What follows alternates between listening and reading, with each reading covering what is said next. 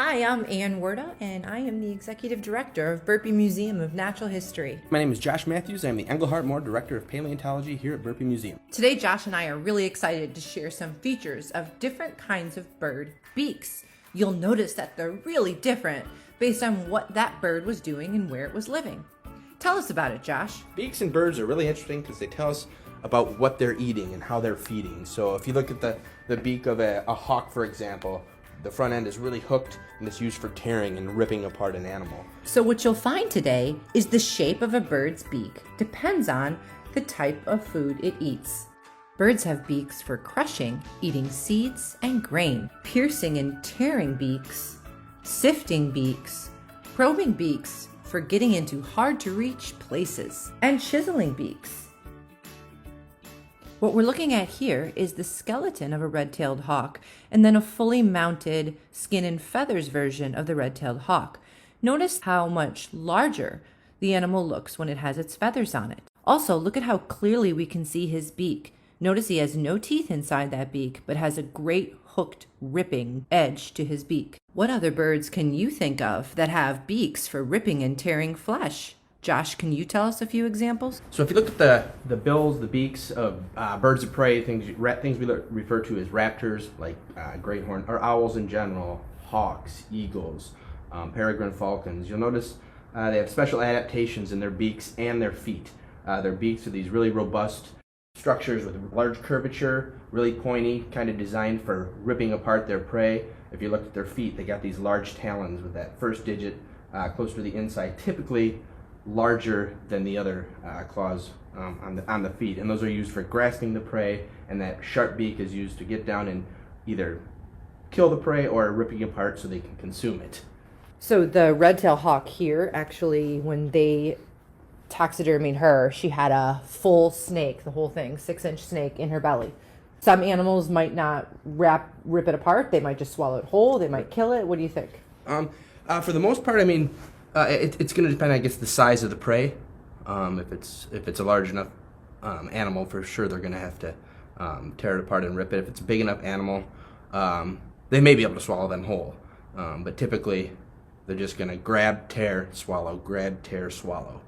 And what's cool about this guy is the red-tailed hawk, we got a taxidermied mount here and a skeleton here, so you can really get an idea of what you don't see if you just have a skeleton. So if you come across a skeleton, sometimes it's difficult to see. You have a skull of something. Is it an owl? Is it a hawk?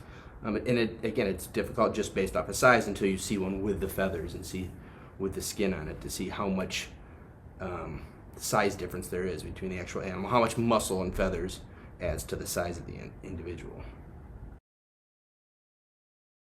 Now, if you look at a duck is very different. A duck has a flattened, more spoon-like beak, and that's used for sieving microorganisms and plants out of the water. These are puddle ducks, things like this shoveler here. They'll turn upside down, they'll swim underneath the water, they'll grab muck or mud from on the bottom of the lake, bring it up, and they'll filter that stuff out of their beak to get to the animals and the plants that are in that mud or at the surface. Now if you look at this penguin's beak is much more streamlined. It's thin, it's narrow. That's typically for eating fish and organisms. As they're swimming through the water, they open that beak and they can grab fish. A lot of your fish-eating dinosaurs as well will have these long, narrow beaks, similar to things like this loon here or this penguin. And again, that's an indicator that these animals likely fed on fish. These animals, the loons and the penguins, occupy a similar ecological niche, meaning they occupy a similar part of the habitat, only in different parts of the world. Whereas the loon is swimming in freshwater lakes, sometimes rivers, where the penguins are swimming in the open ocean. But they're both feeding on fish in their environment. So that's how that beak is developed, that long, narrow, robust beak developed for eating and consuming fish. However, if you look at these mergansers, this here is a hooded merganser, or this common merganser, you can really see it well in the common merganser, their beaks are actually serrated. They aren't actually individual teeth, as we know teeth like in our mouths. However, the beak has developed these serrations. Again, it's got that long, narrow snout, like I mentioned in the loon and the penguin, so these are adapted for eating fish as well. The serrations allow The serrations allow the duck to grab the fish. If a fish wiggles, it can't escape because those serrated beaks prevent them from getting away, prevent them from escaping. So what we're seeing here is a lot of really cool adaptations of bird beaks to help them to be best suited for success in their environment. Josh, can you share with us a different kind of beak that shows a different kind of adaptation? So this beak here in this Glossy Ibis is another example of adaptation. You can see that really, really long, curving beak. These guys typically are shorebirds, so they're living near shorelines, whether it's a lake, a river, a stream, or the ocean, and they use that long bill to stick it in the sand and filter out little critters that are living in the sand. And again, similar to these other birds, such as the loon and the penguins, where they're long, but again, this is much longer, much more specially adapted for a specific environment. Again, in this case, these guys are shorebirds. They use those for digging in the sand and trying to get out little critters and other microinvertebrates that are in the sand. Hummingbirds are another bird that have bills specifically adapted for one purpose, and you'll notice they're very long, very skinny. These are for getting inside of flowers. They'll stick their bill in these flowers, their tongue will go out, and they'll suck up all the nectar that's in those flowers.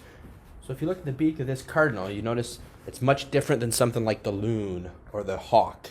It's relatively short. However, the upper part of the beak and the lower part of the beak are relatively broad. So I mean, short and fat kind of beaks. And these are for crushing seeds. This is a cardinal.